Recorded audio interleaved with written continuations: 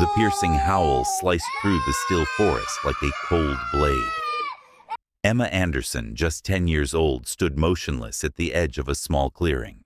In front of her, 5 trembling bear cubs huddled tightly together, their whimpers barely audible over the rising wind. 3 wolves circled them, lean and starved from a hard spring. Their yellow eyes flicked between prey and the lone girl, now standing in their way. Behind her, her parents froze in stunned horror. John, a former hunter, knew too well what could unfold. Emma knew he called, but his daughter had already stepped forward, her eyes wide but unflinching. Stones and sticks trembled in her small hands, and her heartbeat pounded like a drum in her chest. The lead wolf growled low, a warning, or perhaps a promise. The sky above darkened, clouds rolling in like witnesses to a confrontation that defied logic. Something ancient pulsed in the air. A silent language passed between Emma and the predators, not of words, but of presence, defiance, and something deeper. She remembered the cold night years ago, lost in the woods, when a German shepherd had found her and refused to leave her side. That animal had not feared the dark, nor had it let fear rule her. Emma's hands steadied. She picked up a rock and hurled it near the lead wolf's feet. "Go," she shouted, voice stronger than her size suggested. The stone cracked against a root, causing one of the wolves to flinch back. Another stick followed, then another. She wasn't trying to hurt them, just hold them off.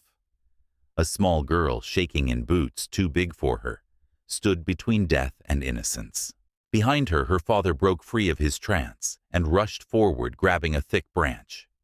"Stay behind me," he growled. Lisa joined him, arms full of rocks, her nurse's calm cracking under adrenaline. As they flanked Emma, the wolves paused, now facing 3 humans instead of 1. For a moment, time stretched, and then from the shadowed trees, something larger arrived. A massive bear, its fur nearly black in the dim light, stepped forward silently. Its presence alone scattered the wolves like leaves in wind. Emma didn't move. The bear's eyes met hers, and in that breathless space between fear and awe, something unspoken passed again. The wolves vanished into the trees, their predatory hunger overtaken by caution. In the silence that followed, John lowered his branch, his breath ragged. Lisa stood frozen, her hands trembling now that the danger had passed. Emma, still staring at the bear, didn't flinch. The creature stood at the clearing's edge, its broad chest rising slowly with each breath, massive paws, still as stone. Then, with no sound but the hush of forest wind, the bear turned away and disappeared into the brush. It was over. For a moment, none of them spoke. Then Lisa rushed to Emma, pulling her into a desperate embrace. "What were you thinking?" she whispered, tears clinging to her lashes. "They were just babies," Emma replied softly, looking back at the huddled cubs. "They didn't do anything wrong." The bear cubs remained in the clearing, whimpering, unsure if the danger had truly passed. One of them limped badly. Another cried out with a high, keening sound that made Emma wince. "We can't just leave them here," she said, turning to her parents. John hesitated. He'd seen the consequences of interfering with the wild, the unintended chaos. "Emma, that's not how it works out here." "It is now," Lisa interrupted, surprising both father and daughter. Her voice was quiet but firm. "We can't walk away. Not after this." Above them, the clouds thickened and darkened into a storm-bruised sky. A low rumble of thunder rolled in from the north. John looked at the injured cub, then at the trees where the wolves had disappeared. "Storm's coming fast. If we're going to help them, we need shelter. And fast." Emma's eyes lit with realization. "I know a place. Come on." John and Lisa exchanged a glance. It was the first time Emma had admitted she'd gone deeper into the woods than allowed, where John asked, cautious, but out of time. There's a cave behind a waterfall, she said, already moving. Blackberry Gorge. It's safe. The wolves don't go there. Lightning cracked across the sky as she led the way, stepping over roots and rocks with a certainty no child should possess. Behind her followed 2 hesitant parents, 5 orphaned cubs, and a story that was only just beginning. Rain fell in heavy sheets by the time they reached the gorge. Emma's secret place revealed itself in the mist, a narrow ledge curling behind a waterfall, barely visible through the curtain of water crashing down from above. The cubs hesitated at the edge, whining and stumbling as the wind howled around them. John's leg ached from the strain of the climb, but there was no time to pause. One of the cubs, the smallest and injured, lay curled at his feet, shivering. Without a word, he shed his jacket and scooped the cub into it, holding the trembling bundle to his chest. Emma pointed. We have to time it between the heavy drops. She darted across the slick ledge, first one cub clinging to her heels. Lisa followed her nurse's instincts, tuned to both speed and care. John came last, clutching the injured cub. The rock was slick, the wind sharp. Just as he reached the halfway point, his foot slipped. He twisted violently, pain flashing white behind his eyes as he crashed to the stone. He thrust the cub forward into Lisa's arms before collapsing. Lisa cried out, scrambling to him. "John, it's broken," he groaned, sweat mixing with rain on his brow. "Keep moving. Get inside." Together they dragged him through the waterfall.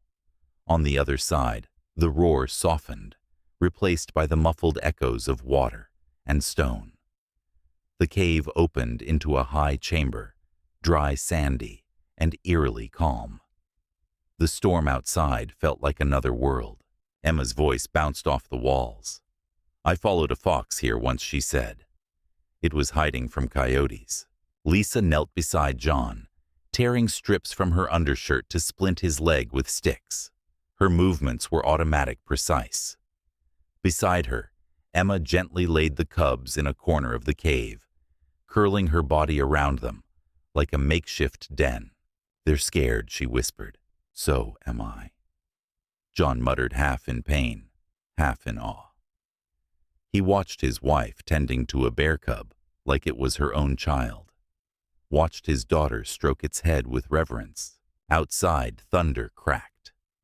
Inside, something else was forming, not just shelter, but a bond, fragile and wild. The storm raged on. Rain hammered the rocks outside while wind howled like something grieving.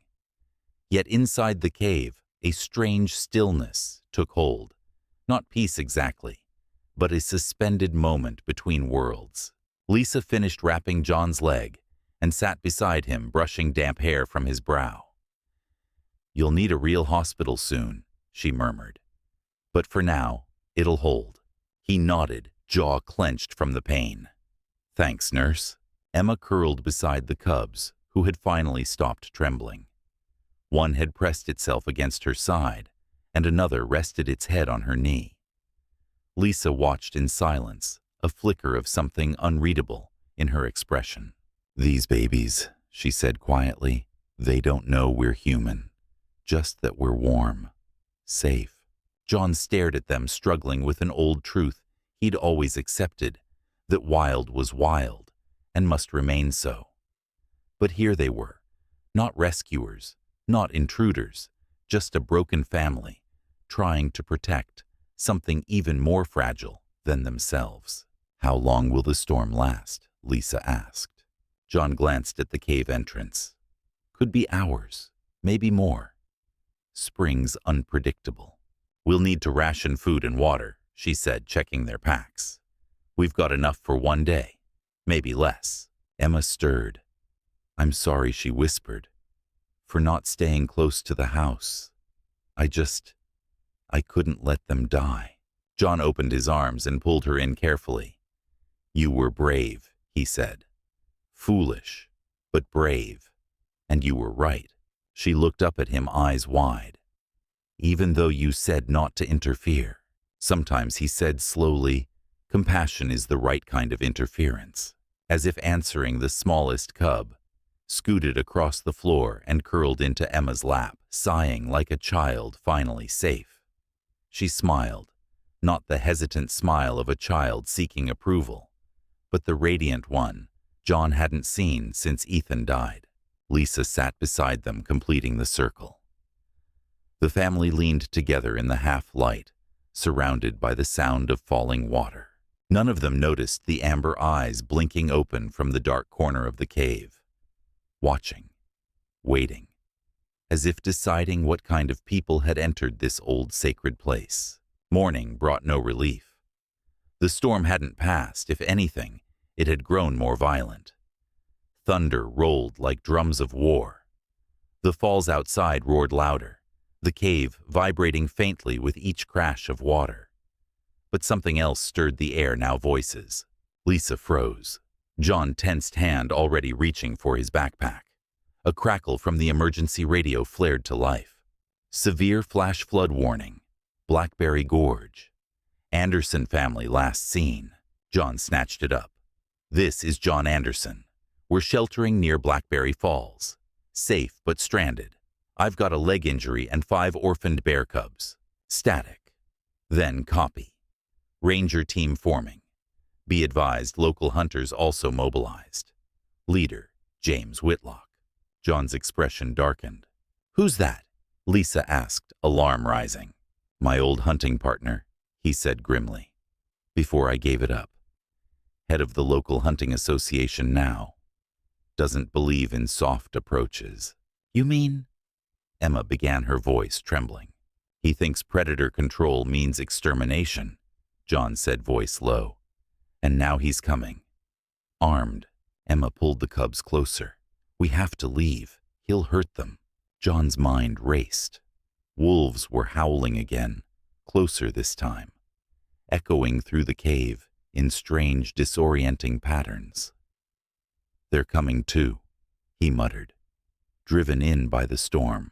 Lisa's eyes narrowed toward the cave depths. Emma, how far back does this place go? Emma hesitated. There's more. I've never gone deep. It felt ancient, like I wasn't supposed to. Before John could respond, a voice bellowed through the waterfall. John Anderson. We know you're in there. Give us the cubs. Lisa's arm instinctively went around the bears. What does he mean to do? She asked, though she already knew. Claim it's for relocation, John said bitterly. But he and his crew don't wait for paperwork. The choice was no longer theirs. Emma stood. We have to go deeper, before they reach us. John met her gaze. Something steady and wild lived there. She wasn't afraid of the dark. She was afraid of men who believed nothing in nature was sacred. Then we follow the only one who's protected us so far, she whispered, turning toward the amber glow, deep within the tunnel. They moved quickly, the bear cubs padding close, their wet fur brushing Emma's legs. John hobbled with the aid of a thick branch, his face pale from pain. Lisa carried their meager supplies and kept watch over them all, glancing back toward the waterfall. Behind the rushing curtain, voices echoed. Whitlock and his hunters were inside the gorge now.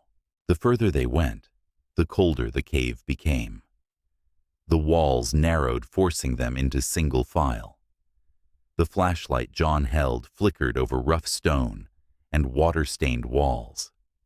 Then suddenly, it widened. They stepped into a circular chamber, high-ceilinged and oddly dry. What caught their breath, though, were the shapes on the walls, primitive ochre paintings. Bears, deer wolves, people all rendered with haunting elegance. This place was sacred, John whispered. Someone lived with the wild, not above it. A low growl vibrated the silence. Every head turned. From the dark ahead, the amber eyes reappeared, and with them, the enormous silhouette of the bear. The same bear from the clearing. Her fur glistened in the faint beam of the flashlight, her shoulders nearly brushing the ceiling. She made no sound, no movement, just watched. Lisa stepped in front of Emma. "Don't move," she whispered. John raised the light slowly, careful not to startle her. The cubs whimpered, but didn't run. Instead, they moved closer to the bear, recognizing something the humans didn't: safety. Behind them, voices rang out again. Closer, more urgent. "John, we're coming in. You're interfering with wildlife protection laws."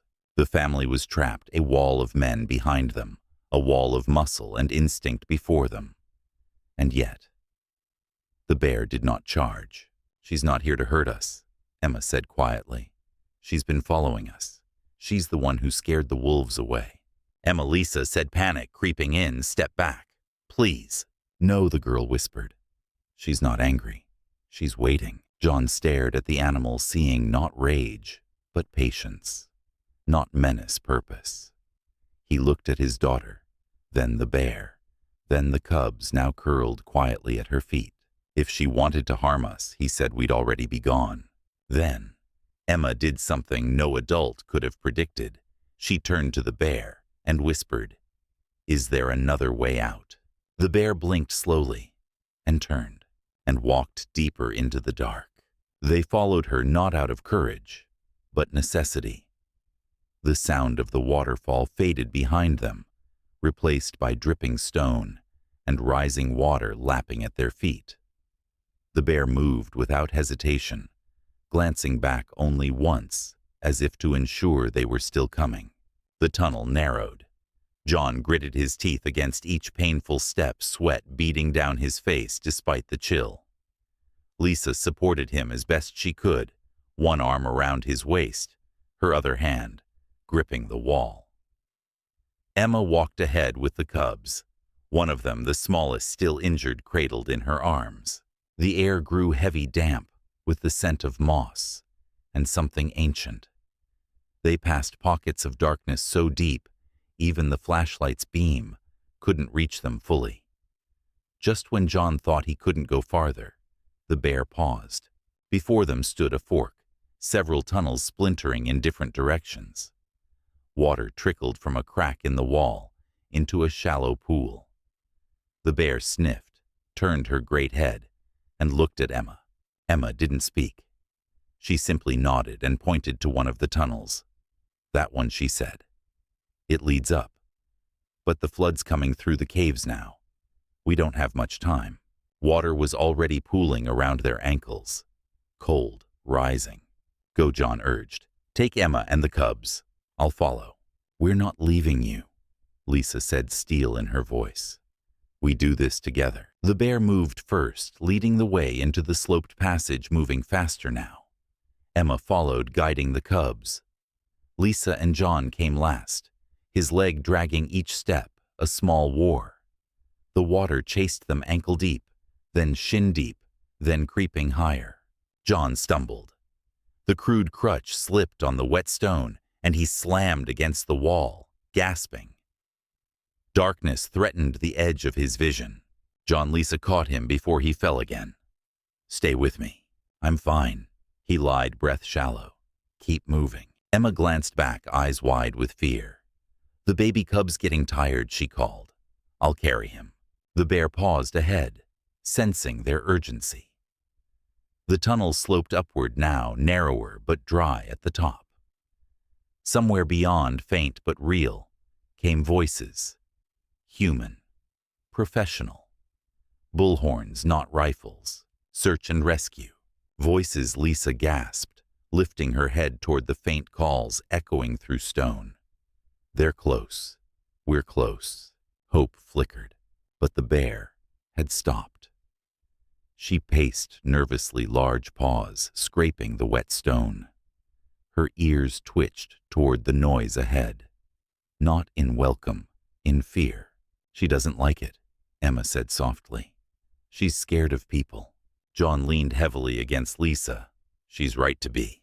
The tunnel narrowed one last time, then widened abruptly into a ledge, exposed to the gray, rain-streaked world. Wind blasted in, laced with mist. Below them churned the swollen gorge 50 feet down, a violent current of brown water, and broken debris. The ledge was barely wide enough for one person. A fall would be fatal.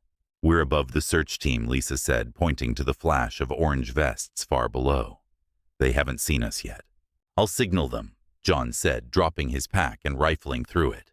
A sudden roar of thunder cracked the sky.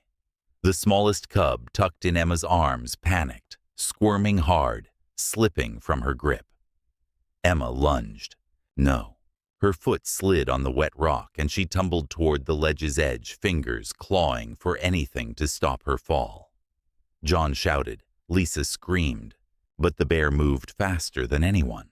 With a sudden burst of motion, she lunged, planting one massive paw against Emma's chest and shoving her back, gently but firmly, away from the brink. Emma fell safely onto her side, gasping. The cub rolled to her unharmed. The family froze. Emma looked up into the bear's eyes, wide with astonishment. "She saved me," she breathed. John met the bear's gaze. For a long, reverent moment, the two stood there, one man, one beast, two parents each doing what they must to protect their young. Then, someone shouted from below. On the ledge, fluorescent orange burst into motion. A rescue team began shouting, gesturing, calling instructions into radios. But the floodwaters were still rising. Rain poured harder now. The cave behind them was filling fast. Water gushed onto the ledge, slickening the stone under their feet. The bear turned her head toward a narrow path leading upward, nearly invisible, a thin ribbon of stone, curling along the cliff face. "She wants us to climb," Emma said. "It's the only way." John looked at the crumbling path, then at his broken leg. "I can't make that climb. Not like this." "You and Emma go," he said to Lisa. "Take the cubs. I'll wait for the team." "No." Lisa's voice cut through wind and thunder. "We're not leaving you." Emma clutched the injured cub tightly. "Neither am I." Water surged onto the ledge, now rushing past their ankles. The gorge below boiled with white water. The rescue team was shouting their words, lost in the storm. The bear nudged Emma gently, then looked up at the narrow path, then back at John. "She wants us all to go," Emma said. "She knows we won't leave each other." John hesitated, then nodded. "Take the lead, Em. We follow." Emma moved first, the cubs clambering after her. Lisa helped John to his feet, bracing him as he began the agonizing ascent. Each step was a battle. The stone path was barely wider than a foot, in places sheer drop yawning beside them. One misstep, one gust of wind, and it would all be over. The bear followed, bringing up the rear. Occasionally she glanced back, as if guarding them from both the flood below and the past they were leaving behind. Midway up, John slipped. Stones skittered into the abyss. Lisa caught him by the back of his jacket just in time, dragging him upright. He gasped, pain blinding, but didn't stop. They climbed. At the top, Emma and the cubs waited on a narrow ledge protected by an overhang. The storm still howled, but the flood couldn't reach them here. They were safe. For now. "You made it," Emma cried, hugging her parents as tears mixed with rain. John turned to the bear, who stood at a respectful distance. "You saved us. Again." The cubs huddled at her side, 4 in total. The 5th. A sudden crack shattered the airstone, breaking under pressure. A section of the ledge gave way. 2 cubs tumbled over the edge. "No," Emma screamed, lunging. But before anyone could move, the bear threw herself off the ledge after them. The world tilted. Rocks exploded down the cliffside. Emma screamed as the bear launched herself into the void, vanishing into the storm-churned gorge below. One cub she caught midair, the other gone. "Emma, stop!" John cried, grabbing her before she could follow.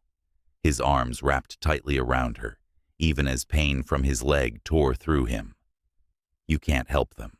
They stood, frozen hearts pounding breaths, caught between disbelief and despair. Down below, the bear thrashed through the surging current, the rescued cub still clutched in her jaws. Waves battered her, The other cub was nowhere to be seen. "She's going to drown," Lisa whispered. John fumbled through his soaked pack. Wait, the whistle. 3 sharp blasts cut through the storm. Far below, the orange vests of the rescue team snapped into motion. One rescuer pointed. Another raised binoculars. In moments, they understood. Without hesitation, they deployed ropes and gear for a water rescue, not for a person, but for a bear. "No one will believe this," John murmured. And yet it happened. Rescuers waded into the flooded gorge, guided by signals from above. The bear, nearly spent, allowed them to approach instinct, giving way to exhaustion. A flotation sling was slipped beneath her chest. She didn't fight. The cub in her jaws remained limp, but breathing. Together they were pulled to safety. From the ledge above, Emma wept silently, clutching the remaining cubs. "She did it," she whispered. "She got him." John placed a hand on her shoulder. She didn't give up. Neither had they. A shout from below drew their attention. A helicopter appeared beyond the cliffs, its rotors chopping through the wind. A rescue basket descended. Finally, Lisa breathed. The team worked quickly. The cubs went up first, bundled into supply bags for safety. Emma refused to leave until every animal was secure. "They've come this far with us," she said, defiant. "I'm not leaving them now." One by one, they rose toward the clouds. Lisa next. Then finally the basket returned for John. As it swung toward the ledge, a violent gust slammed it into the cliff face. It ricocheted wildly before steadied by the team above. John looked at Emma, who clutched the edge, eyes wide with fear. He forced a smile through gritted teeth. "We're almost there, kiddo." The evacuation was chaos, wrapped in precision. Wind whipped through the gorge, rattling harnesses and pulling at clothing. A paramedic reached the ledge, strapped John in with calm urgency, and gave the signal. The basket rose, swinging over the storm-scarred cliff. From above, Emma leaned out of the chopper's door, her face, pale eyes locked on her father. "You're okay," she cried as he was lifted toward her. When they finally touched down in the safety zone, soaked and bruised, they were no longer the same family who had set out for a hike 2 days before. John's leg would require surgery. The cubs, 4 in total, would need special rehabilitation. And the bear, the one who saved them more than once, had vanished into the forest before officials could tag her. No one even believed she had stayed that close. But the Andersons knew. Emma knew. Media coverage came quickly, sensational and breathless. Girl saves bear cubs. Hunter turned protector. But the real story was quieter. A child's heart choosing compassion. A wild creature answering not with teeth, but with trust. Back at the cabin, John looked out the window every morning. Lisa's hand always found his. Emma spent her afternoons near the woods watching, listening. Sometimes, just at the edge of the trees, a shape would move, large, quiet, watchful. She never approached, and it never came closer. But they understood each other. In time, the community changed, too. Whitlock's campaign against problem predators lost steam. Locals began to question old assumptions. Wildlife corridors were funded. Ranger programs expanded. The cave, once secret, became sacred again, visited only with reverence, not intrusion. And in that forest, somewhere between the known and the wild, a girl had once stood between death and life and reminded the world what it meant to protect something, simply because it was small and scared and alive. It wasn't the girl who was saved. It was all of them.